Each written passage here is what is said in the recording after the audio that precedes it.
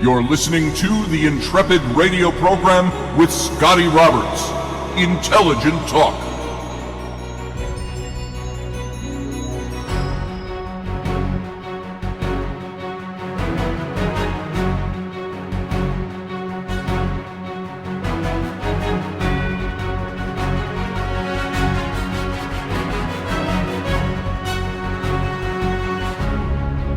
Well, happy Friday evening, folks. It's Friday, the end of the week. Imagine that. We made it another week. But I'm going to make a prediction for you.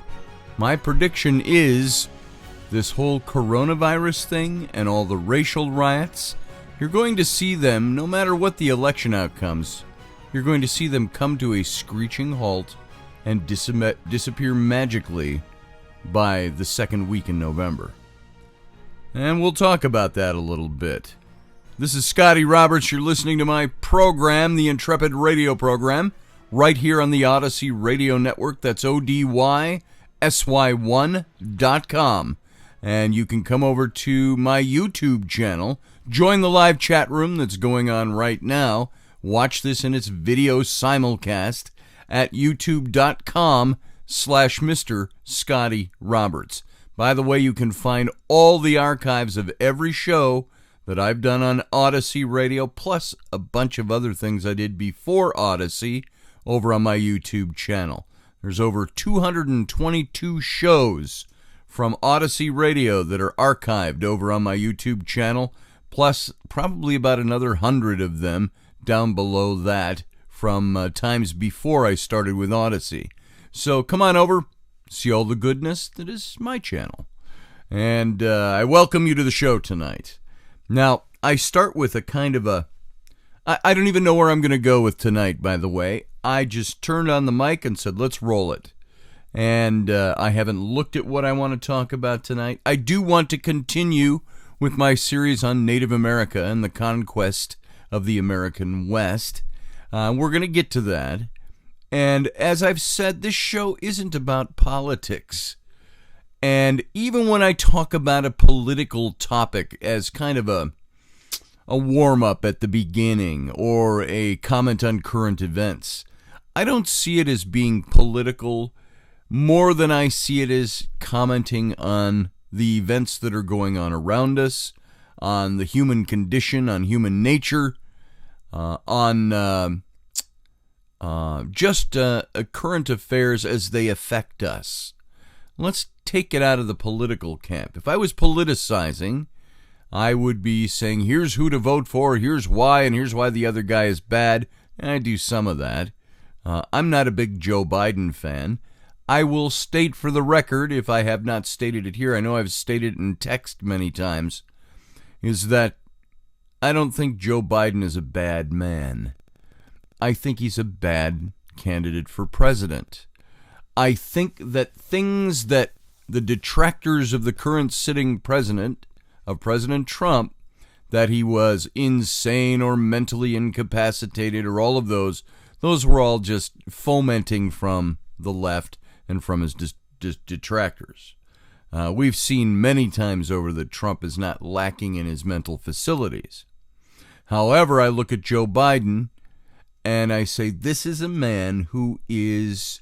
Not everybody at age 77 is slipping mentally, but I think that he is, and I think that there are demonstrable evidences to show that Joe Biden has slipped mentally. I don't say this as a criticism of him. I don't say it as a political ploy. I look at him, and I've said, down through the years, I've traditionally been conservative. And I've seen Joe Biden operate over the last 30 years to 40 years almost in government. And I always respected him. I didn't always like his political ideology or agree with him. But I always thought he was a very likable person. And politics aside, I thought Joe Biden was a very good man. And he stood for what he believed in. And you can parse that all down all you want to look at things he voted for, things he's saying differently now than he said back then. Everybody does that. We all grow, we all evolve, we all learn. I don't hold certain votes that Joe took 25 years ago to necessarily be valid as to where he stands on things today. Events around us, world events, politics, everything changes from day to day. Now, I can say I've usually been very conservative all the way along. That will stay with me. Joe Biden, he's always been a liberal. That will always stay with him.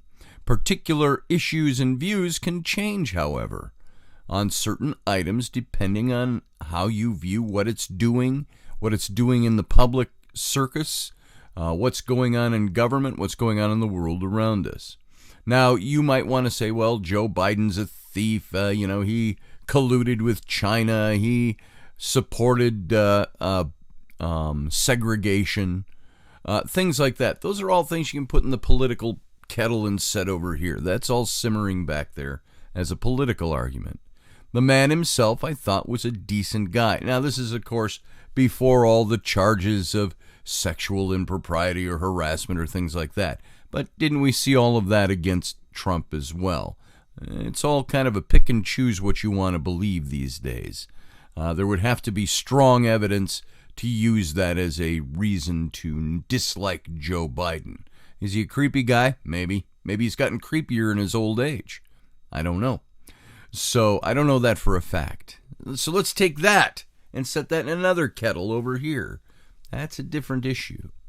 When I'm talking about Joe Biden, can you be a creepy guy and like women and act inappropriately and still be a decent person? I think there are people like that.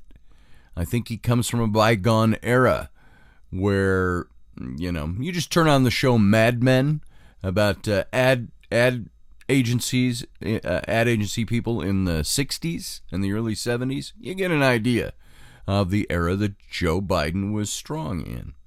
And the way they treated women in the workplace, things like that. As I said many years ago, it's getting to the place where you can't even look at a woman in the workplace and smile and say, hey, nice dress. Suddenly you're harassing. So times have changed, certainly. Take that, push that aside again. Joe Biden, I think, was always a decent guy. No matter what has happened to him in recent years. I saw, and this is what I've stated in writing before, when Joe Biden's older son died a few years ago, I think it took the fire out of his belly. I think he lost momentum. I know how I would feel if one of my sons died.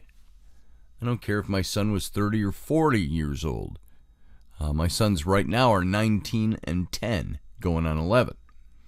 And it would crush me if one of my sons were to die. And I think that crushed Joe Biden. I think he loves his family. I think he loved his children. And I think when his son died, he lost a little fire in the belly. I think at that point, he was looking forward to the end of his political career. He capped it off at Vice President of the United States, a feat not many people reach. And he, I think, just wanted to retire and go fishing.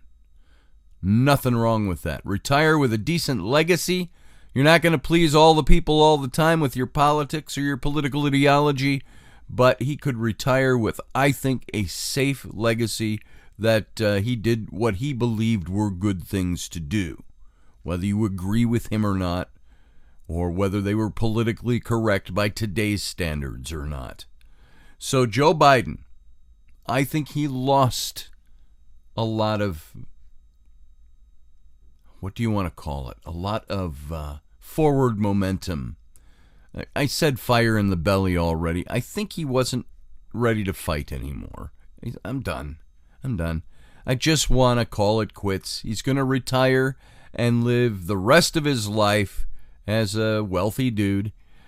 He's going to have a legacy he could fall back on. He's going to be called on to give speeches and things like that. And then in his off time, he's going to go fishing.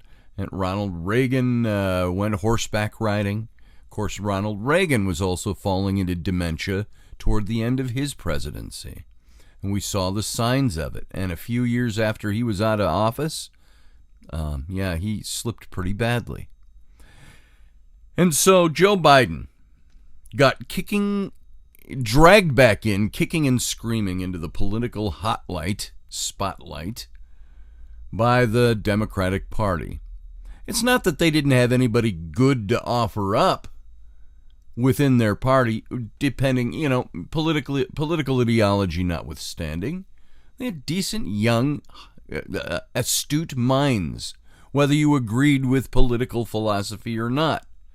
But they all seemed to, remember that back a few months ago, a 2 or 3 day period, all the candidates dropped out and threw their support behind Joe Biden. Now, Joe Biden, I think, didn't want to run for president. You saw it in the early days of, about a year ago. People were asking him, "You're going to run for president?" And he wouldn't give an answer. He was like, I don't think he wanted to do it. I think he was done. And the problem is somebody convinced him that he needed to be in the running. And they dragged him in. And what have we seen since that's happened? We've seen Joe declining even more. Dementia is a swift thing. It doesn't always happen over a period of years, although you can measure it by years by looking. I think once somebody starts to slip, it starts to slip. So what is the motivating factor for Joe to run? I think the motivating factor is probably he's either been talked to or he hasn't been, and he's totally unaware of it. Probably that he will be replaced very quickly in office. He will be found to not be sound, or he will willingly step down to his vice president because he's realizing, hey, folks, I ran, and you know what? I'm president now, but my health is failing, my mental capacities are failing, I'm going to step down. And you've got the vice president as president. So I think that's kind of a scenario we can see happening without ascribing conspiracy theory to it. I think it's a strategy that the Democratic Party is working on. Otherwise, why would you support Joe Biden? Why would you push somebody who is obviously suffering a bit from encroaching dementia, encroaching mental illness at his age, pushing 80, and try to push him into office as the highest executive in the land? Either the presidency isn't that important, or there is a plan behind it. And I tend to go with both of those. I think the presidency is a figurehead for what's really going on behind the scenes. It's the legislature, it's the Congress that runs the country. Now, having said all that, I feel bad for Joe Biden right now. I really wish he was not in a position where stepping down would be something that's just untenable in his position right now. He has to follow through. And whether he knows this or not, whether he really believes he is the answer for America right now, I think that's highly dubious. So, there's Joe Biden. President Trump was elected because people felt he was going to do something. He was the voice of the people. He was somebody who could... Here, I had a conversation this morning with a good friend of mine, and he put it this way. Let's see. In our conversation, it was a text message conversation, and he started off by saying, well, if I can find it, I'll let you know. I hit the wrong button. Here we are. He started off this morning.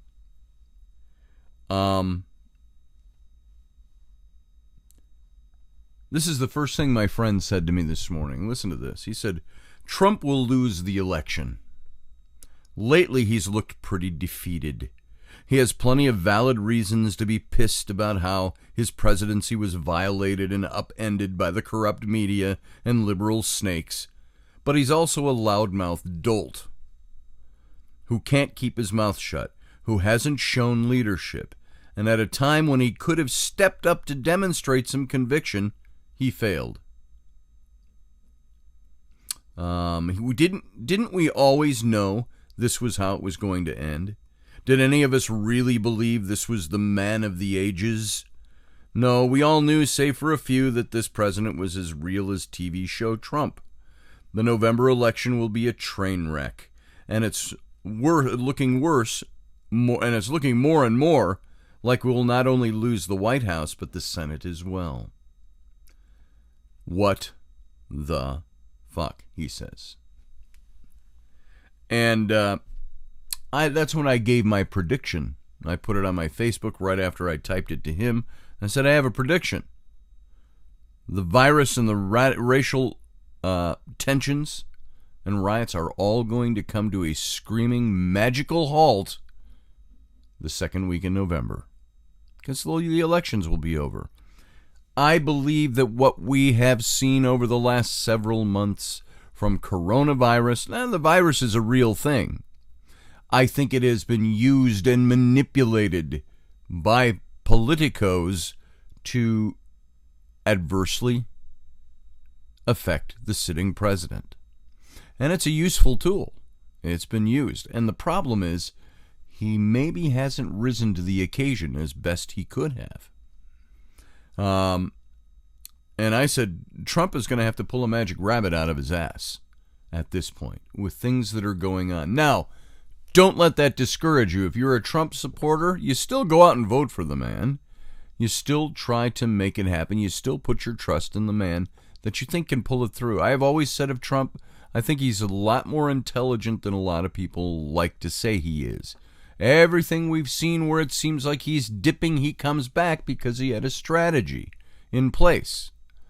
While it looked like he was dipping, his strategy, he was working on it. Is he going to be able to do that now through all of these crises?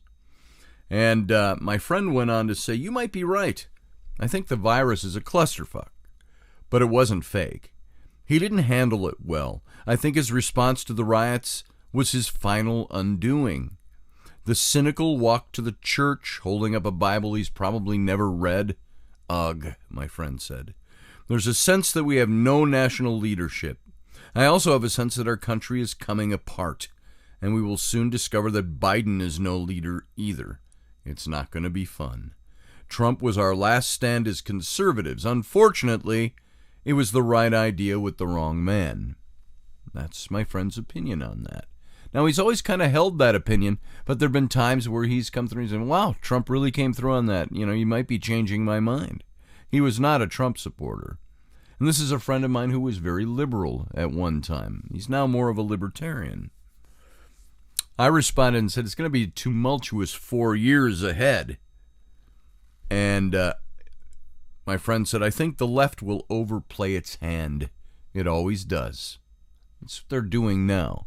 The left has latched on to the virus, and they're trying to push that out as long as they can. When you don't have Americans out in the workplace, out rubbing shoulders with each other, out sharing ideas, out watching the news together, discussing what's going on, that's right where, pardon me if you're a Democrat, I believe that's where the Democrat Party wants them all. That's politics. That's the political game that's being played. If you can keep people at home, if you can push a vote by mail where people don't have to go out to the polls, if you can push keeping people sequestered, you're going to get a different response than if people weren't. So I believe, and there's been rumblings from people in Congress, people who know people in Congress who have overheard conversations. That's all hearsay at this point, but the rumblings saying they have heard people say if we can just push the sequestration out to November, we'll win the election. This is from the left. And that is a valid thing that's been said.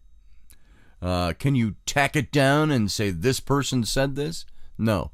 The whole Ocasio-Cortez post was more an expression of the ideas that they support as opposed to what she may have actually said in a tweet. And I said to my friend, I said, Trump was good until these two crises were invented. And I said, and he said, invented the virus? And I said, used is probably a better way to put that. And he said, it's media malpractice. And I said, malfeasance at its best is the way the media has latched on all this and used it. My friend said this: no matter what happens, I do believe we're going to see attempts to pass a constitutional amendment or constitutional amendments to the First and the Second Amendments, free speech and the right to bear arms. And speech is going to be curtailed at the very least through regulation. And that's dangerous territory, I said to him. I think the radical left is going to try to rewrite the entire Constitution, says my friend. And I said, they're already trying to circumvent it.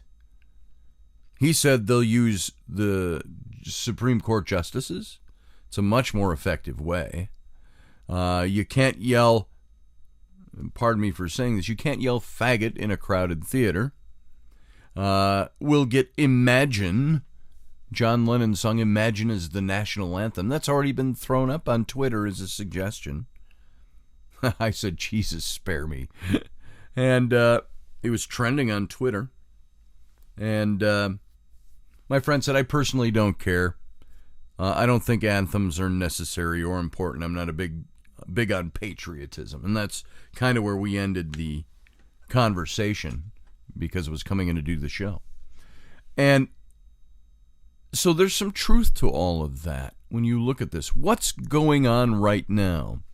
Is Trump reelectable? If you support Trump or if you're conservative, you need to look at that strong and hard right now. Is he reelectable?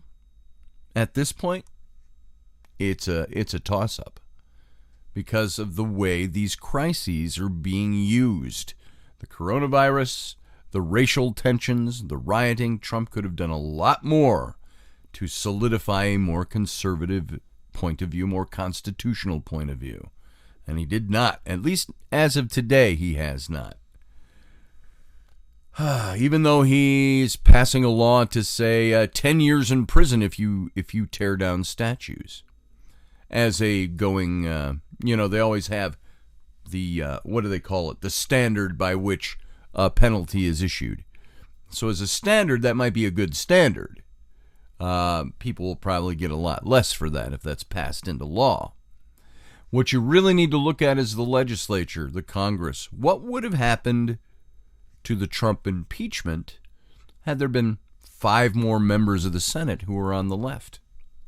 That gives you an idea of what would have taken place. Maybe some of you would have liked that. Maybe a lot of us, I think, don't like that. You need that balance of power. Is Trump in a position where the majority of the country is wanting something changed? Many times a president who sits through crises like this, even an incumbent, cannot be reelected.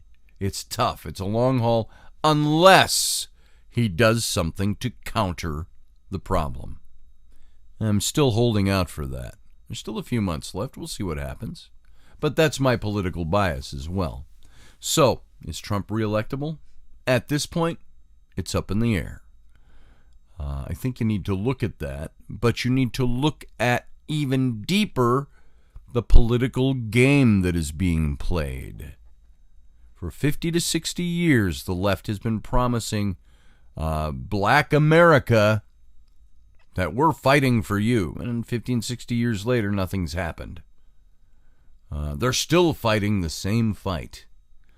And why is that? It's not because opportunity doesn't exist.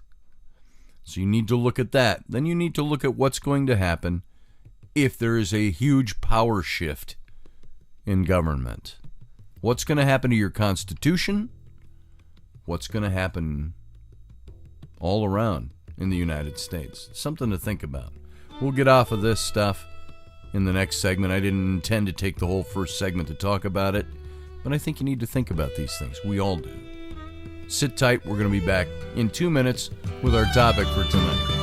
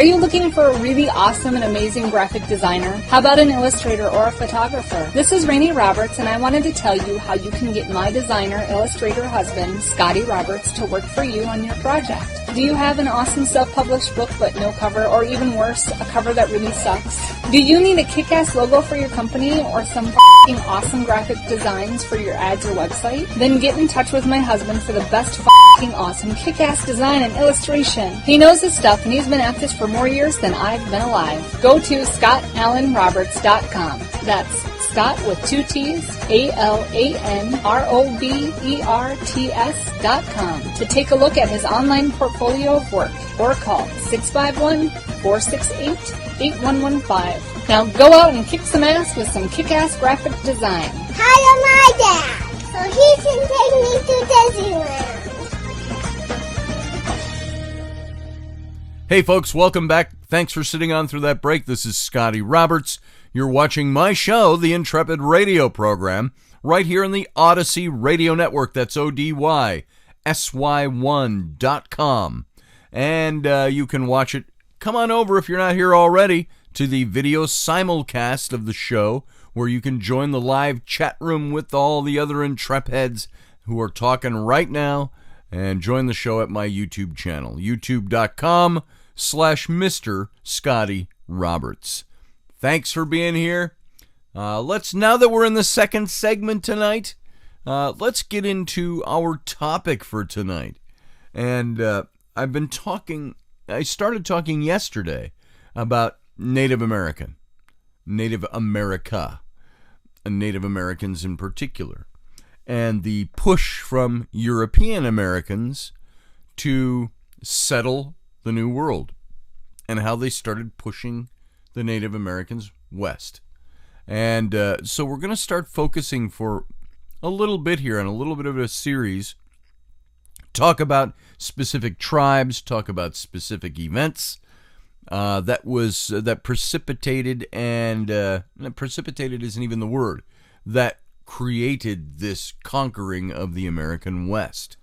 And the big question comes in to all of this. If you support Native American rights, if you understand the injustices that took place in the everywhere from the late 17th to the 20th century, early 20th century, if you start understanding what happened, what position does that leave you in? If you are an American citizen, you own property, you have a house in the suburbs or an apartment, whatever it may be, maybe you live in the city, you have certain political beliefs and ideologies that you adhere to. We are a sea to shining sea country with open doors. Kind of open doors. We have laws and regulations regarding immigration, obviously. You have to when you reach the size nation that we have. The whole immigration issue shouldn't even be a question. But we have, the Statue of Liberty is supposed to be the symbol of our immigration. I lift my lamp beside the golden door. And the golden door is to be opportunity to come here. And you don't see a lot of people clamoring around the world to get to other countries the way they clamor to get into the United States. Why? Because there is freedom here. You might not agree with everything that's going on in our nation. You might not agree with our past. You might not agree with the wrongs that we've committed around the world over the last 250 years. Those are inherent in any system. You can't be good without having to perform some bad. It's like saying war is a necessary evil. You may be against war, but you may have to fight a war.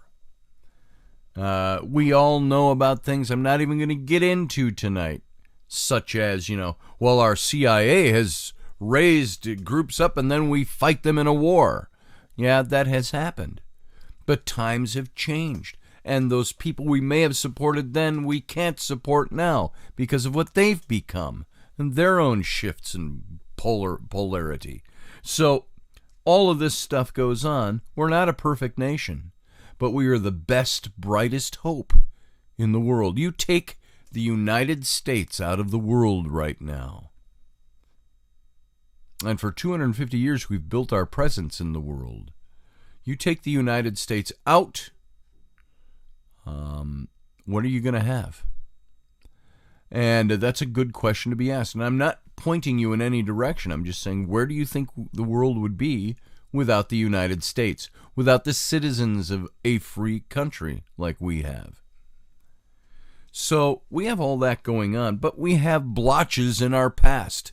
What do you do about blotches in your past? I believe this nation would not exist had there not been the conquering of the American West, had there not been the atrocities committed. So we have a nation that is good, that was built in part on atrocities. What do you do with that information? All I say is that we live in the here and now. We have a nation that thrived at its beginnings because slavery was a paradigm in the world. We don't have slavery now. We outlawed it. So what do you do when you look at our nation and say we were built by many people who owned slaves? Do you eradicate that history? Do you move it to a back room? Or do you teach it and you learn from it? Our nation was one that was founded on equality, and many of the founders, some of them who owned slaves, couldn't abide that decision, couldn't abide that hypocrisy. And we saw in subsequent, I saw somebody this morning say, let's just face the facts. The United States has had slavery for 256 years. And the Civil War only lasted 5 years, yet we want to honor their statues. Total logical fallacy going on there. The comparison is not one that works. Number one, we, as the United States, did not have slavery for 256 years. The colonies had it. The Caribbean had it. South America had it all at the same time. It all kind of started in the early 1600s with the transatlantic slave trade. But the United States as a nation had slavery for about 80 to 90 years before we abolished it. We were not a nation until about 165 years into that is when we became a nation. The United States had slavery. Think of Abraham Lincoln's Gettysburg Address.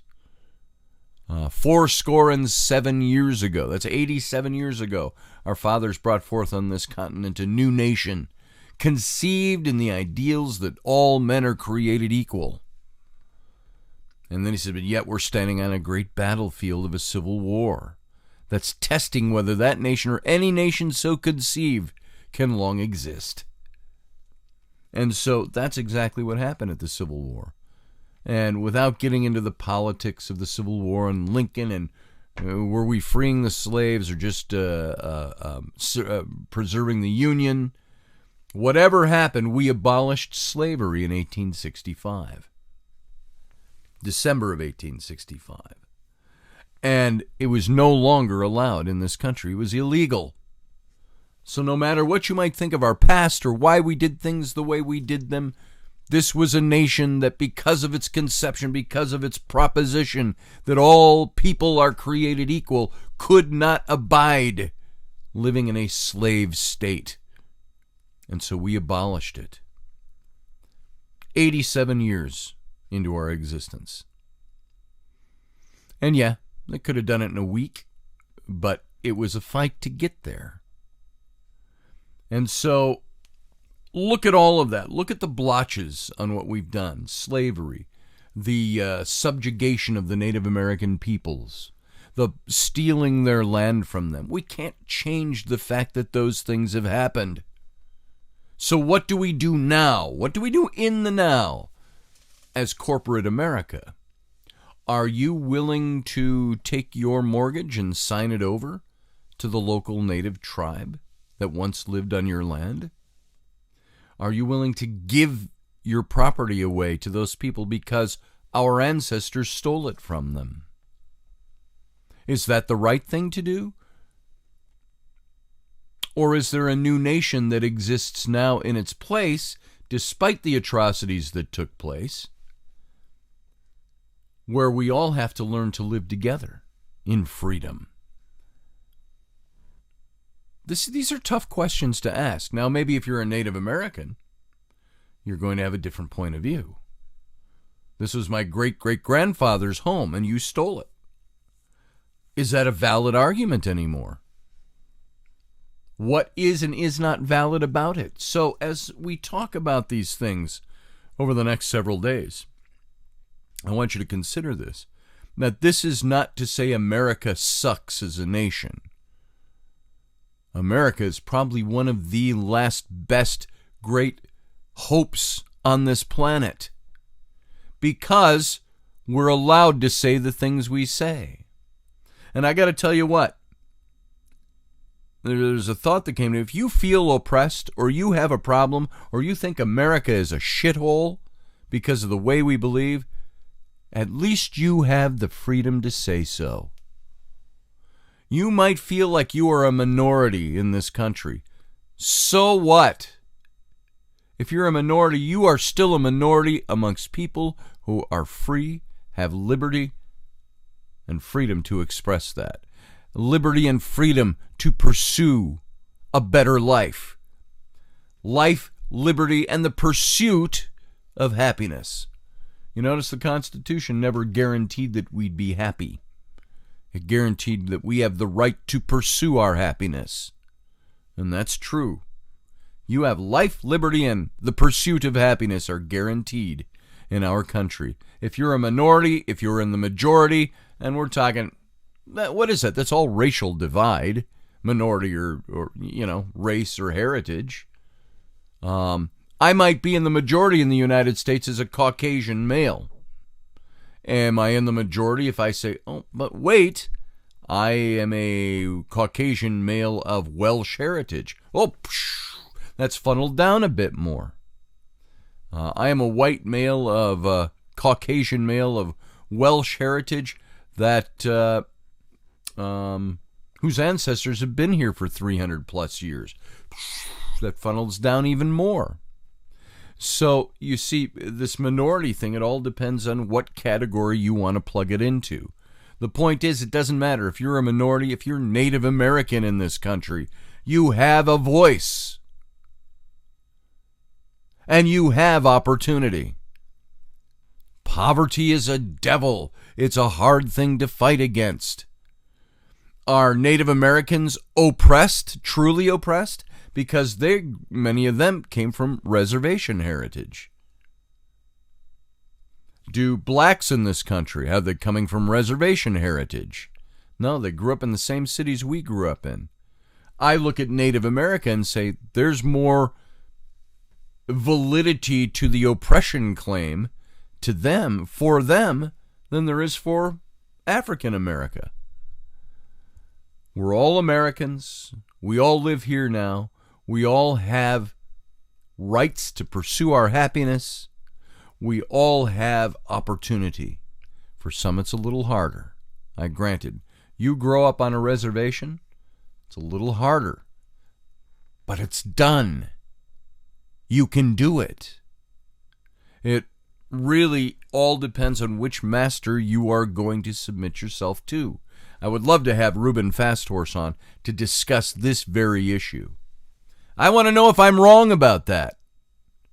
What prevents anybody nowadays from finding opportunity?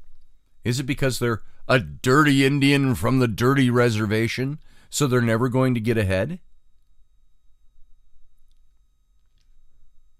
Or are there certain things you have to do to get ahead? I'm not talking about sacrificing heritage or anything like that.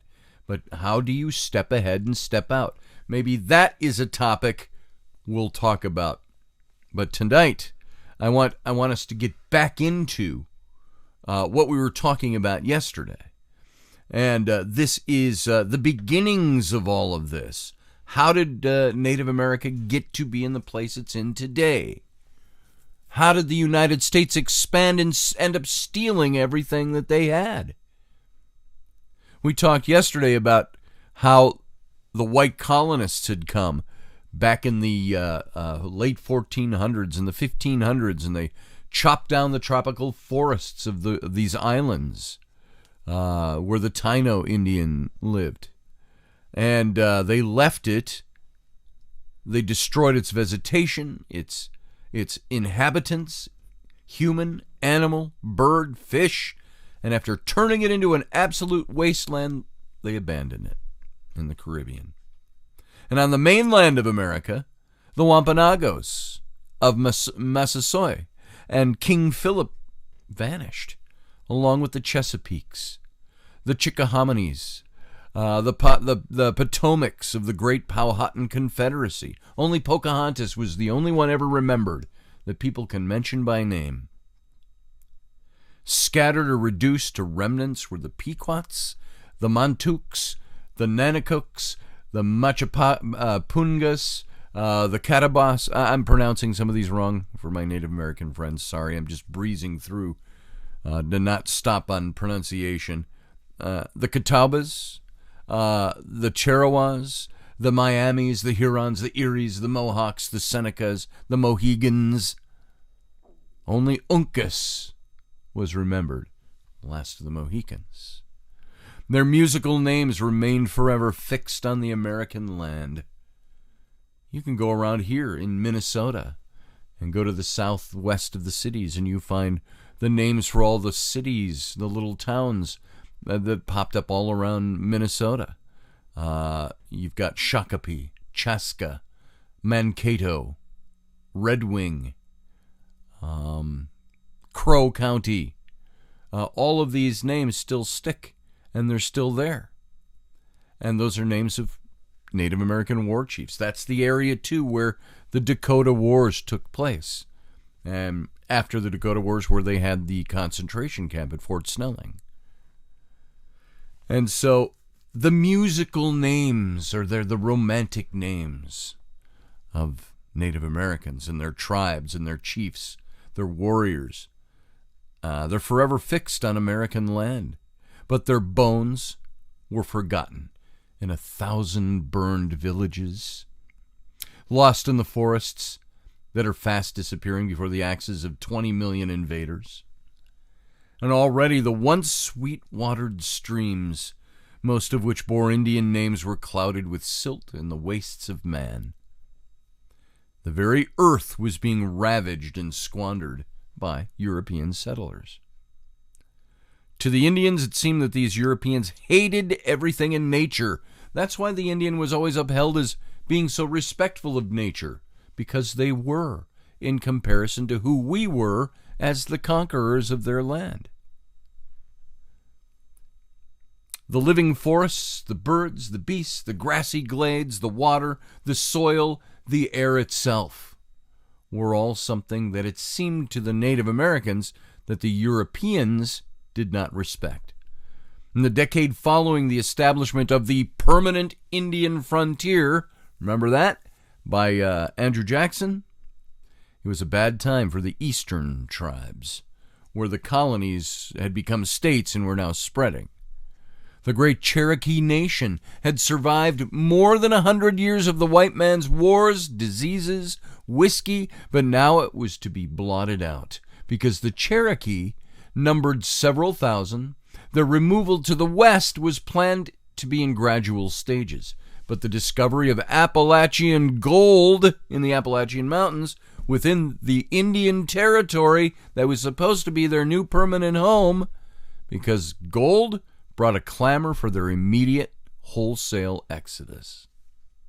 So now, it's like the war that's being fought over the Bosque Redondo down in, I want to say it's New Mexico. An arid piece of dry, crappy land that some of the Plains tribes were pushed down into as a reservation. In perpetuity, this shall be Indian land, until in the 1970s they discovered there was uranium, one of the largest deposits in the continent of uranium beneath the Bosque Redondo. What do you suppose happened to that permanent home for Native Americans? They were being pushed off of it, trying to get it legally taken away from them. In government, we have to rescind this treaty. I believe that has still not been fully resolved 40 years later. It's still a legal contention. I have to look that up and see the outcome of all of that. But during the autumn of 1838, General Winfield Scott's soldiers rounded all the Indians up in the Appalachian Mountains, and they concentrated them into camps, concentration camps. A few hundred escaped to the Smoky Mountains. Many years later were given a small reservation in North Carolina. But from the prison camps, why were they put in prison camps? Because there was gold on the land that was given to them by a treaty that was supposed to be in perpetuity, never-ending, forever. Now the government of the United States wanted to move them out because there was gold in them there hills. And so from the prison camps, they were started westward to what is now Indian Territory. And on the long winter trek, one of every 4 Cherokees died from cold, hunger, disease, 25% of them. And they called the march, this is what you've heard of it before, the Trail of Tears. The Choctaws, the Chickasaws, the Creek, and the Seminole also gave up their homelands in the South.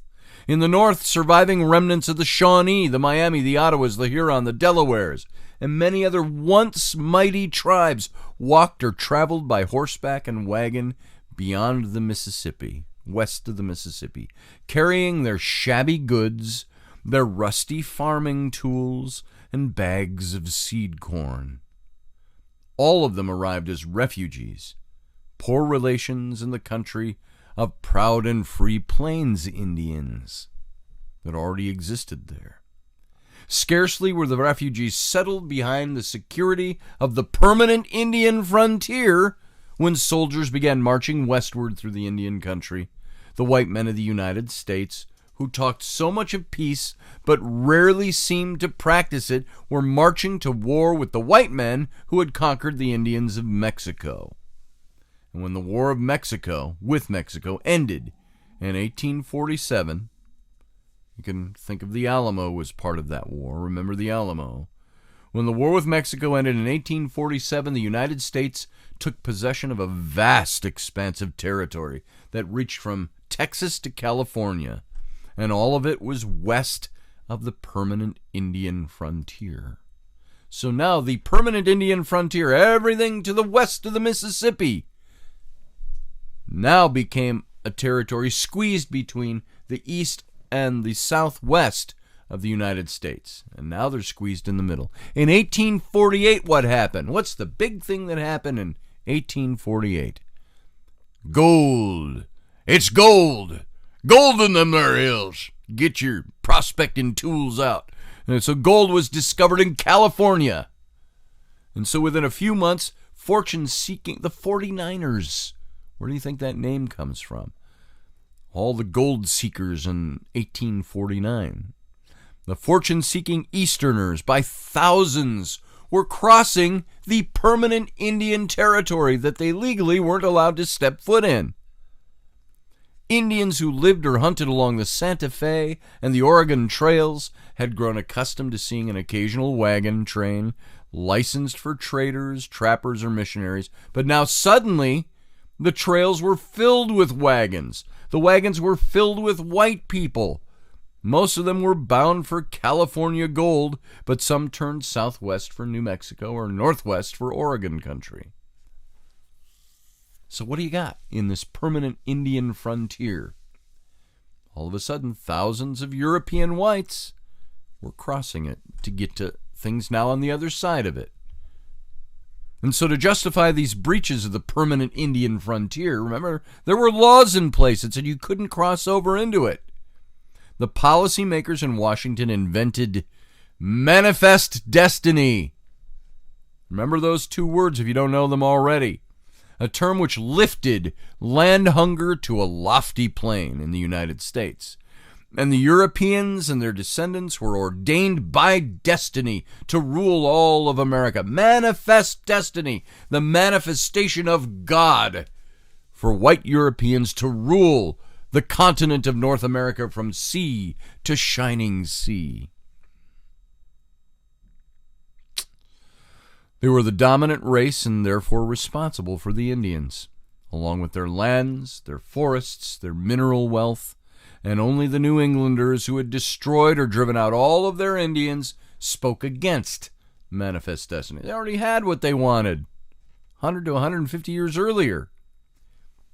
In 1850, although none of the Modocs, the Mojave, the Paiutes, the Shasta, the Yumas, or 100 other lesser-known tribes along the Pacific coast were consulted on the matter, California became the 31st state of the Union, without so much as input of a single tribe whose land that was meant to be the permanent Indian frontier. In the mountains of Colorado, gold was discovered. Gold! Gold. An important thing, of course, to wealth-seeking, money-hungry Easterners. But gold was discovered. And